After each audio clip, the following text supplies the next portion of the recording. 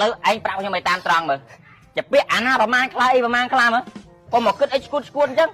ចំលក់ស្រែសងគេអស់ហ្មងទុកចិត្តទិញអង្គស៊ីមែនទេឲ្យជីវិតយើងនៅកុំមកគិតអាឈួតអញ្ចឹងមើលឥឡូវជាពាក្យណាខ្លះអីខ្លះមើលមិនយើងសុំគេសងតែដើមហ្មងកុំពិបាកមកឥឡូវជាពាក្យណាខ្លះប្រាប់ខ្ញុំមើលតែពីកណៃ700000ខ្នេចនឹង700000ណាមកម៉ែមីយ៉ា2លាន2លានចិត្តហ៎មកពីណាទៀតឲ្យមីកថាគេតានីឲ្យនឹង6លាន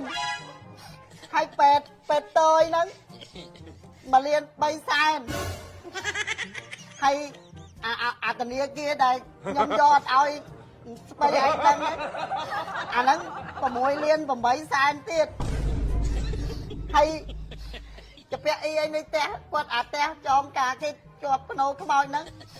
8លាន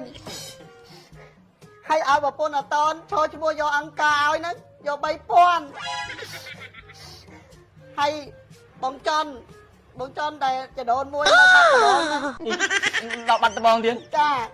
ប្រហែលអាហ្នឹង20លាន20លានចាសរុបទាំងអស់តែ80លានតា80លានហើយនៅតាទៀតអូ